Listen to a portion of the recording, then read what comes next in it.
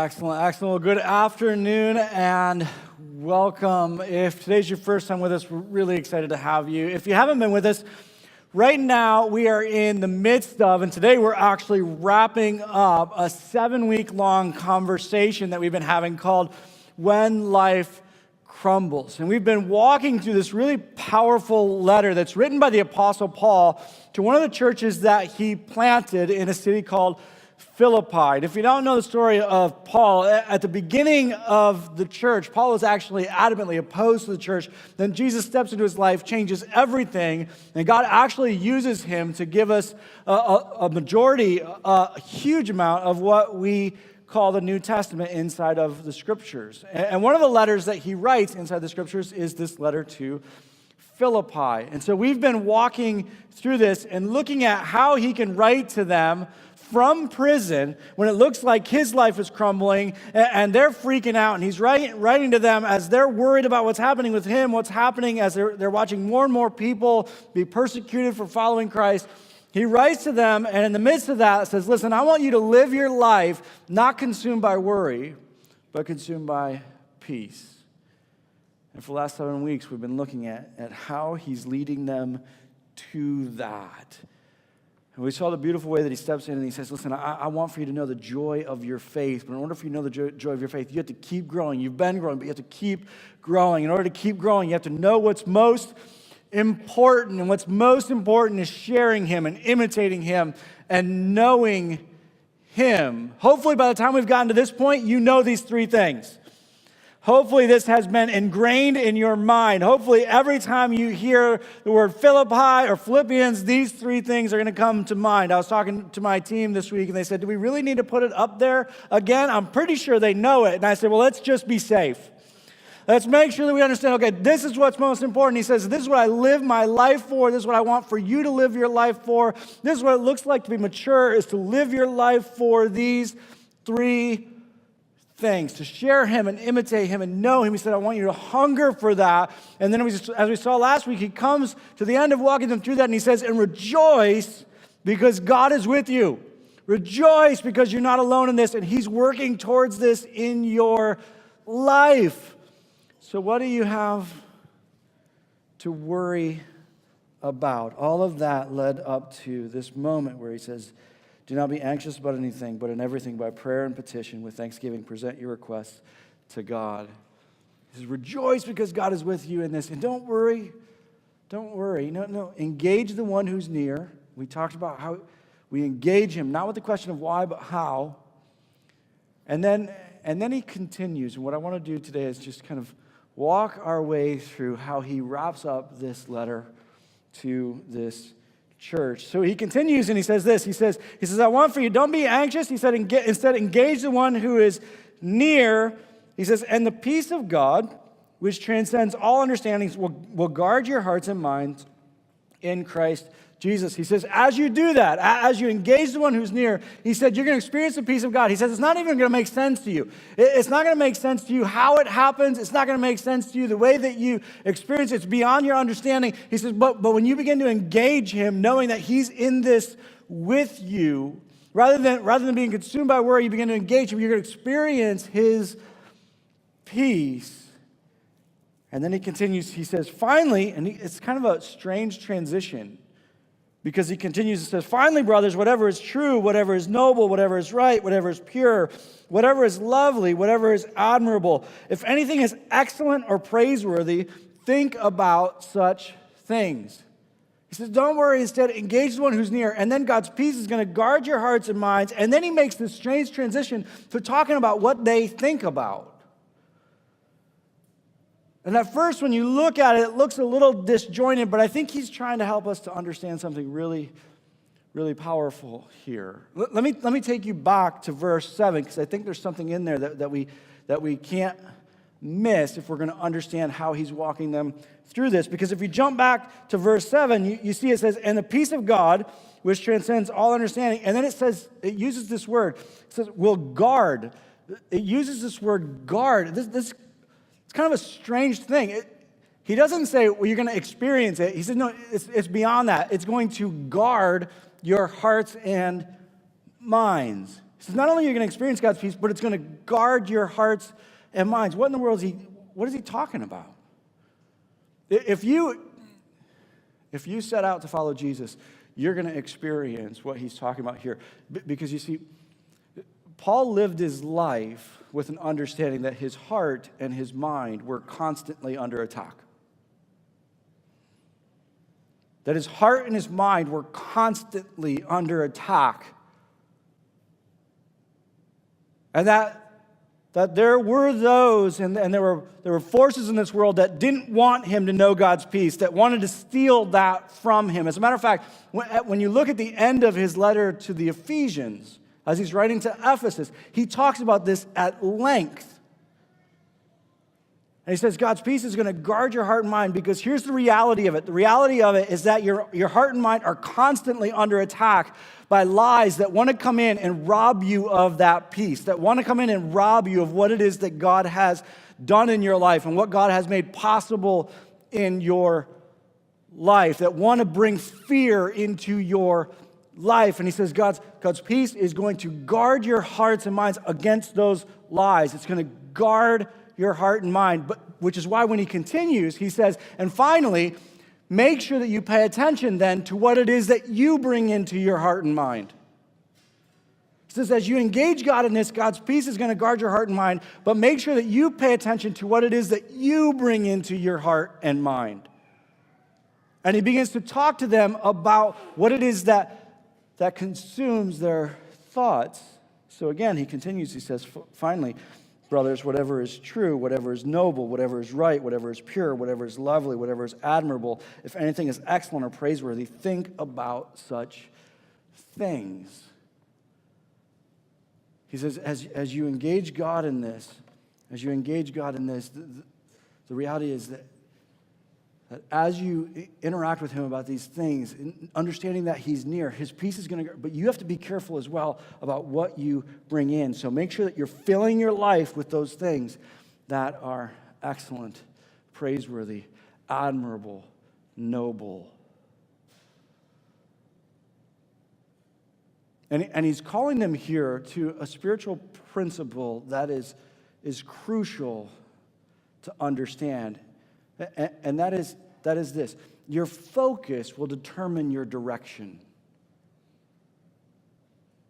Your focus will determine your direction. What you fill your mind with will determine your direction. What you're focused on is going to determine where you end up. This is a principle that you have to understand about life, and he's calling them here to take captive their thoughts. I love the way Justin says as he walks through it in his blog this week that's on our site. He's talking about taking captive your thoughts. And I know for some of us, we live as victims of our feelings. We live as victims of our thoughts. We don't think that we can take those captive. But he's saying here, no, you can take them captive, and you need to pay attention. God's peace is going to guard your heart and minds, but be careful. Pay attention to what it is that you're filling your life with, that you're filling your mind with. Because your imagination, your mind has incredible power in your life. I deal with this frequently in situations where someone has cheated on their spouse. They didn't one day decide, I want to cheat on my spouse, but they weren't careful with what it is that they filled their mind with. And they allowed their mind to wander, and they thought to themselves, well, it's no big deal. I'm not going to actually do it. Listen. Your mind has incredible power in your life. And if you allow your imagination to be filled with things that don't glorify God, do not be surprised if one day your imagination comes rushing into reality.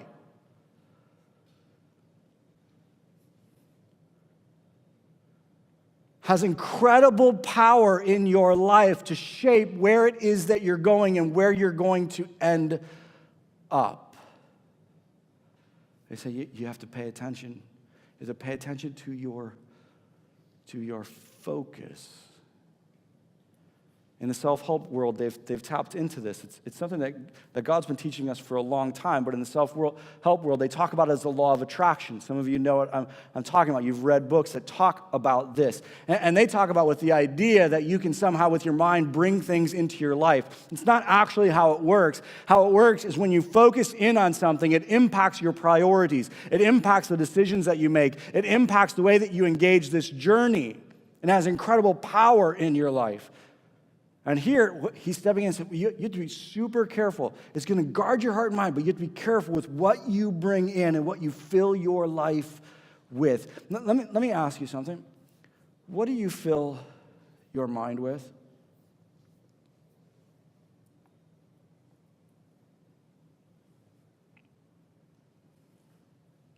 If you were to go back over your past week, did you spend the majority of your time thinking about things that are noble and admirable? Does our culture even know what those two words mean anymore?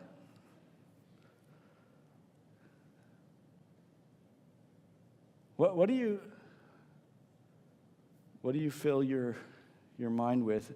Let me ask it another way. What do you entertain yourself with?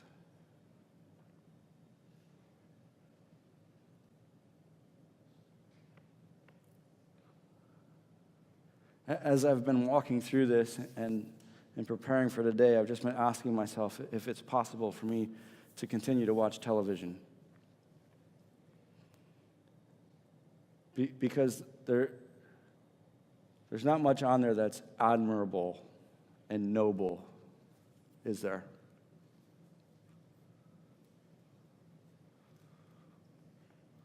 Can you think of one show that's true, admirable, noble, praiseworthy? I couldn't. That fills your mind with those types of things. That stuff doesn't sell. I said at the last service, I said, you can't make money off of a movie about a couple who learned to love each other and loved each other for 50 years. The Notebook's like the closest one to it. But outside of that, like it's not about that. But then I got a text afterwards and they said Up. Have you ever seen the movie Up? They're right. Like that one was, yes, about, it's amazing. It's an amazing movie. It's great.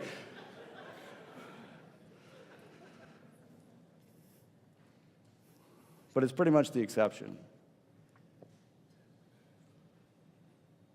And unfortunately, in our culture, we entertain ourselves with sin. And we entertain ourselves with affairs, and we entertain ourselves with scandal, and we entertain ourselves with things that are anything but admirable and noble.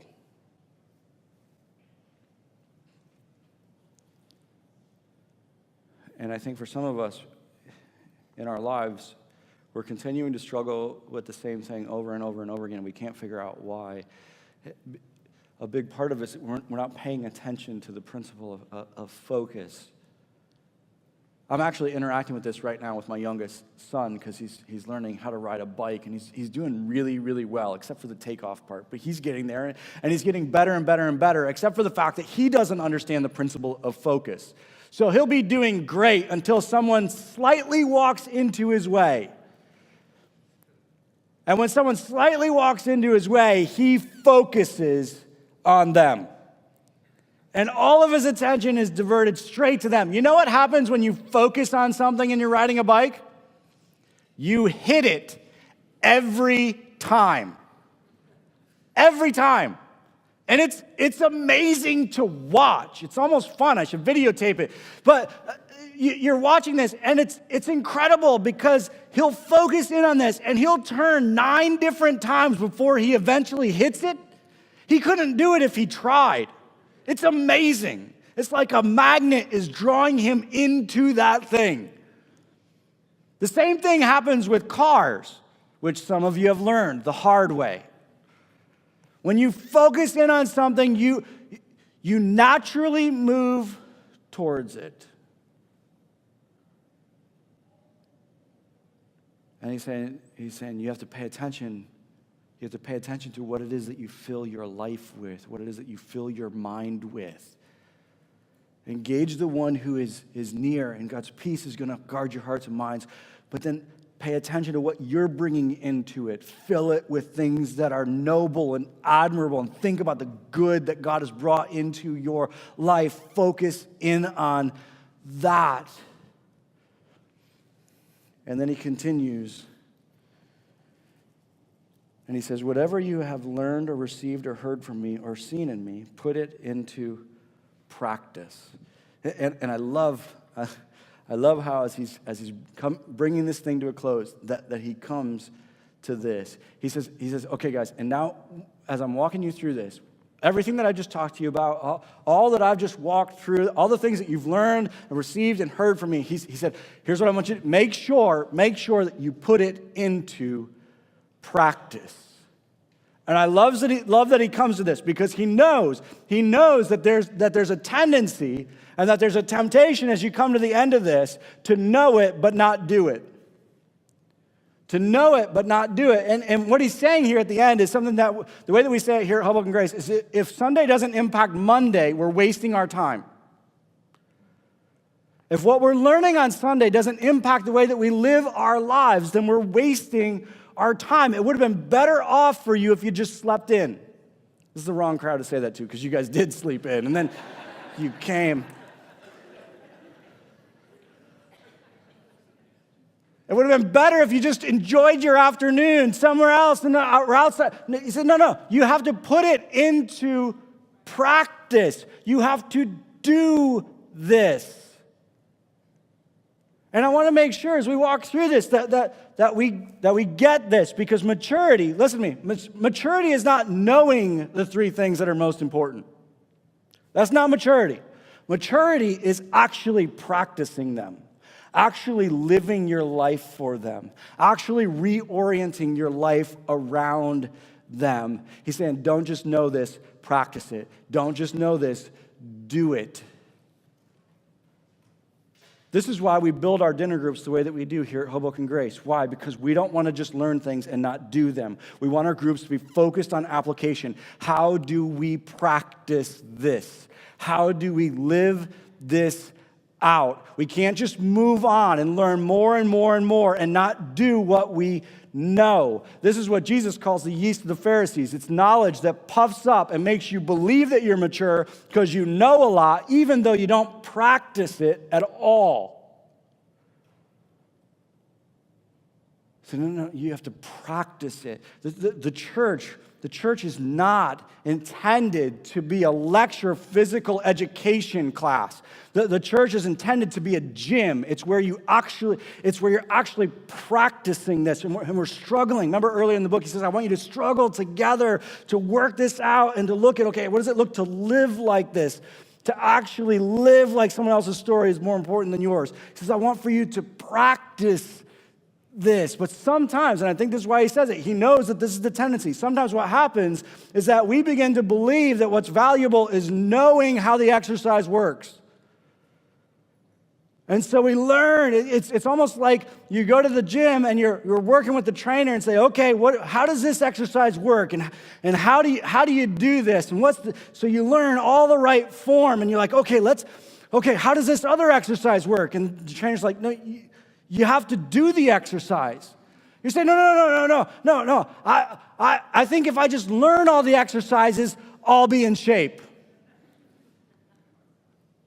But you're not actually exercising.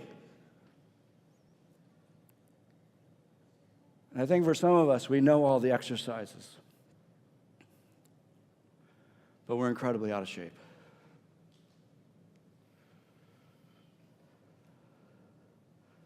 Because we're not putting it into practice. I was really challenged by this week because I'm a little bit messed up. So as we're walking through this, and he's talking about how to be able to engage life this way, there's something inside of me that's been building that's just thinking, like, I wish something would really go wrong so I could test this in my life. I know I'm messed up. I get that. My wife has to deal with that. But as as we've been walking through this, I'm thinking that way. And then this past week, as I was processing that, God really challenged me. Because I was kind of in that conversation with him about it. I felt God say to my heart, Chris, be faithful with the small things. Be faithful with the small things. And I think sometimes we can think, well, I want the big thing so I can practice it there. No. Listen. This is so important. So important. The small things are what shape you. You are shaped in the small things, and then you are shown in the big things. Do you hear me? This is shaped in the small things, and then it's shown in the big things. But if you want it to be shown in the big things, you have to be faithful to shape it in the small things. And so it's not, okay, how am I going to do if I get thrown into prison? That's not the question. The question is, how am I going to do when my roommate won't do the dishes? And they just keep piling up, and you're thinking to yourself, and I know some of you right now, in both services, it got really quiet when I said that, because you're thinking to yourself, no, that has nothing to do with my spirituality. They just need to get it right. But to be able to walk into those circumstances and to be able to walk into those situations and to be able to ask how there, you develop the discipline of asking how instead of why in the small things. You have to practice it. You have to practice it. And it's in the small things that we practice living for what's most important. And as you practice it day after day, time after time, over and over again, all of a sudden when you find yourself in one of those big situations, it will be revealed. But don't think I'm going to wait for that and then live like this. It's not how it works. You have to practice it day after day, over and over again. And when that big moment comes, it will be revealed. It will show. You saw this last night if you're watching the Final Four. Because last night, Virginia has no business being in the finals. That was one of the worst calls I've ever seen. I'm sorry, it's just been on my heart. It's bad. But as you watch that kid steps up there and he has to hit all 3 of those free throws to win the game. And he sits up there and hits every one of them. Why? Because he practiced. Over and over again, he practiced. And he practiced, and he practiced, and he practiced, and he practiced, and he practiced. And when the moment came, it showed.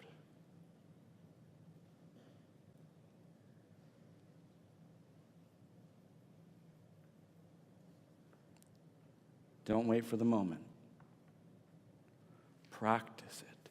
Practice it. How do I put this? How do I build this into my life? To live for those 3 things. To live for what's most important. Practice it. And then I love how he continues. Because again, he's bringing us back to it. He has said this over and over and over again. He comes back and he says, and the God of peace will be with you. Now, some of you have been reading along with us for the last several weeks, and you have misread this every time.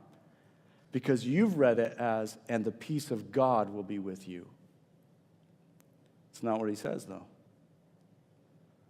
What does he say? He says, and the God of peace will be with you. And again, he's coming back. Again, he's bringing us back to, and he's with you. Practice it. Practice it. Don't just know it. Practice it and know that the God of peace is with you. He's with you in this. You are not alone in this. Are you getting it? Are you beginning to see this from the very beginning? He who began a good work in you over and over again, he's calling us back to the reality that no, and know this, you're not alone in this. Work at this and know you're not alone in this. And then he continues, and he says, I rejoice greatly in the Lord that at last you have renewed your concern for me. Indeed, you have always been concerned, but you had no opportunity to show it. Again, throughout the series, we've been practicing something. Count of three, joy. 1, 2, 3. It's everywhere. Again, he says, I rejoice greatly in the Lord that at last you have renewed your concern. He said, I'm really excited that you guys are concerned about me, and I know that you have been, but haven't had the opportunity to show it. And he says, I'm really excited about that. And then he continues, he says, I'm not saying this. He says, I'm excited about it, not because I'm in need. He says, I'm not saying this because I'm in need, for I have learned to be content whatever the circumstances. I know what it is to be in need, and I know what it is to have plenty. I have learned the secret of being content in any and every situation, whether well-fed or hungry, whether living in plenty or in want. He says, and guys, I'm really excited that you're concerned about me, and I know that you have been, but haven't had the opportunity. He said, but I'm not saying that because I'm in need, because I've learned something really significant. I've learned how to be content no matter what my circumstance is. And in this, as he's walking them through that, he's saying, listen, I've learned how to be able to live what I just talked to you about. I've learned how to be able to live that whether I have a lot or whether I have nothing. I've learned, and this is something that I've been saying multiple times throughout this past year because we have to grab a hold of this. What he's saying to them is this: I've learned that what God has for me is outside of circumstance. It's outside of circumstance. It doesn't matter what my circumstances are, I can know the joy of my faith. It doesn't matter what my circumstances are, I can take hold of what Jesus gave his life for me to take hold of. He says, I've learned how to be able to do that, whether I'm living in Lydia's house and I have all of this, the big house and the big spread, or whether I'm sitting here in prison. I've learned how to be able to do that, that my experience of my joy is not connected to my circumstance. And what he's saying to them is this: we have to grab a hold of this. Mike, I've learned how to be content. Contentment is not that you're satisfied with your circumstance. Contentment is when you learn that your joy isn't tied to your circumstance. What's the secret of contentment? The secret of contentment is that my joy isn't tied to my circumstances. What's the secret of your contentment? The secret of my contentment is that for me to live for what's most important isn't tied to my circumstance at all. I can have everything or I can have nothing. I love the way that Matt Chandler phrases this. He's another biblical teacher. He says what Paul's saying here is that I've learned how to be able to live with wealth and not be corrupted by it. And I've learned how to live in poverty and not be brought to despair by it.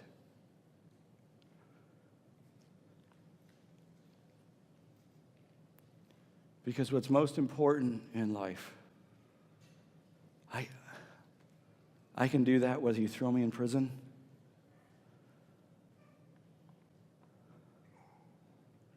or whether I'm living in Lydia's house. It doesn't matter. I can live for what's most important. I can take hold of what Jesus gave his life for me to take hold of, no matter what the circumstance. I can know the joy of my faith, no matter what the circumstance.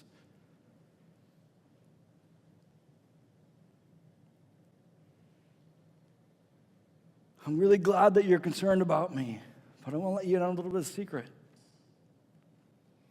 My joy is not tied to my circumstances.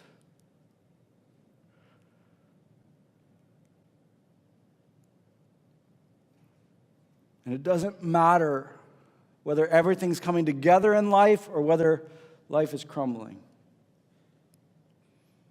I can know that joy. I can know that joy.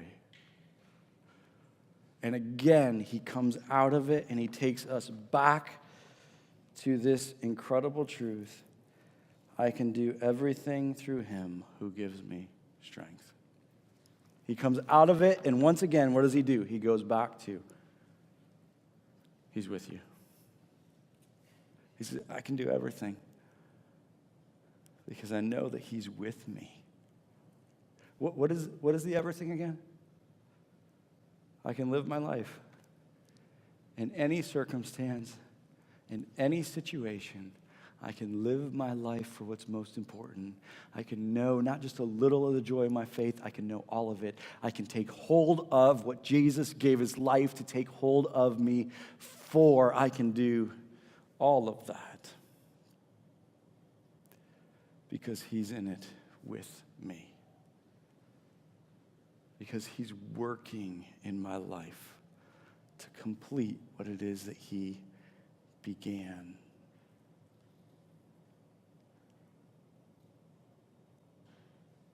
For some of you,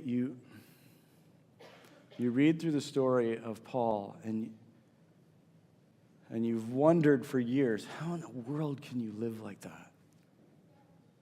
He just told you. He just told you. This is how you live like that.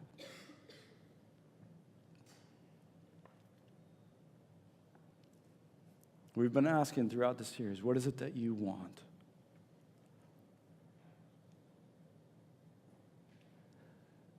Do you want to know the joy of your faith? Not just a little of it, all of it. Do you want to know what it is to take hold of, what you were taken hold of for? What Jesus gave his life for you to know?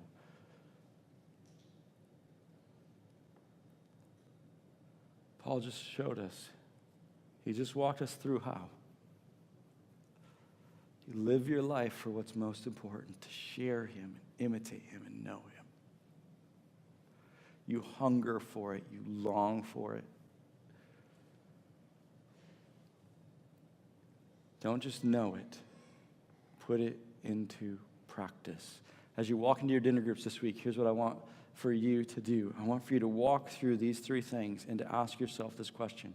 What does it look like to orient my life around sharing him? What does it look like to, not just to have it be part of my life? What does it look like to orient my life around imitating him?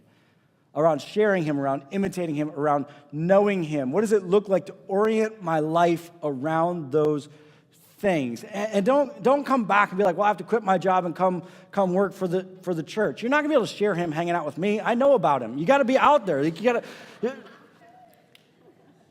What does it look like to orient your life around those things? They're not just part of my life. They are my life. I'm going to live for what matters most. I'm going to practice it. I'm going to take hold of what Jesus gave his life for me to take hold of. I'm going to know the joy of my faith so that the world could see what they saw through Paul. And that is this: Jesus is better. He's better than anything you've ever known or experienced. He's better than anything this life has to offer. And he's what your soul craves. Will you pray with me? Father,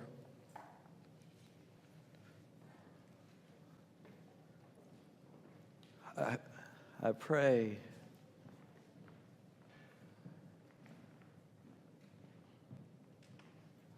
that we would follow you in such a way that we would not just know, but that we would practice what it is that we've learned in such a way that the world truly would be able to see in our lives what they saw in Paul's. They'd be able to see the joy of our faith. They'd be able to see what it means to live with contentment and to live not consumed by worry, but to have that peace. That the world will be able to see it, that the true beauty of your power would be seen. Your grace, your love, joy, your peace, your patience, kindness, goodness. That it would be seen. That they would be able to step into that relationship with you as well. In Jesus' name, amen.